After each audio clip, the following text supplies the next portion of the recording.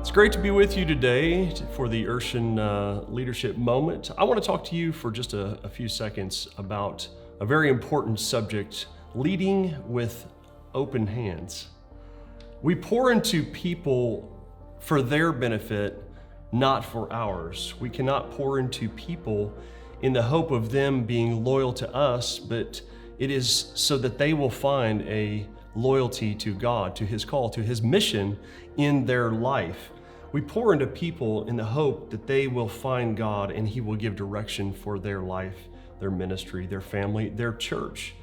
When they grow, stretch, change, or leave, it's not always because they don't love us. As leaders, they're endeared to us. They do love us. But it could be that they're leaving their expanded ministry, their expanded horizon, perhaps the expansion of their calling is not always because they don't love or not caring for you, but it's probably something more specific to their growth, which you as a leader are highly invested in them growing because their successes become your successes as a leader. Sometimes growth looks like leaving. Sometimes growth looks like departing. Many times growth looks a lot like giving. Maybe you help them grow to the point they could survive without you. That tells me that you have established yourself as a great leader of them. Maybe they left the nest because they were well nurtured and they were strong enough to go out on their own to begin leading and influencing, impacting, ministering without your hand guiding them. The young bird who finds his wings rarely returns back to that nest because the nest was for growing, but the sky is calling them. So let their journey be your thanks. Let their flight be your blessing, and let their fruit be your reward. Consider how much fruit can grow in an orchard of trees, many trees dispersed around the region, versus how much fruit could be dispersed or grown just from your tree. Multiply your potential to grow fruit through others. That's how we should measure success in leadership. If you had the privilege to lead them, we must remember they were never ours anyway.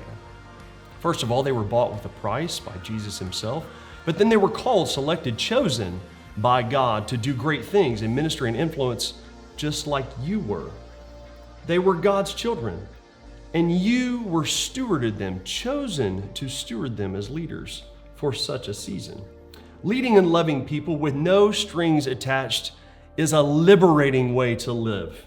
Because if you do something for someone who can't help you back, it changes the way that you look at life, and it changes the way you look at leadership. You've got a lot of love for people, and a love for people is for them, not for what they can do for you. Give from an open hand. Lead from an open hand. Your time, your talent, your treasure. Palms up, arms out. If you hold on with a closed fist, you can't receive what's next for God, which He wants to place in your hands. Others that He wants you to lead, influence, train, develop, and send out. God-shaped vessels don't have lids. They are purposed to let blessing flow through them, out from them. Hold what you are given by God loosely, so when God asks you to let it go, He doesn't have to rip it from your hand, but it will be ready to be released to go change a world. The sting won't hurt as much when your hand is already open and it's perfectly placed and positioned to receive what God has for you next.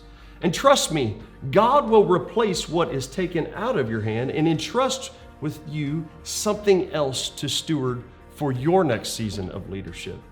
Lead with open hands, and God will fill them with more influence.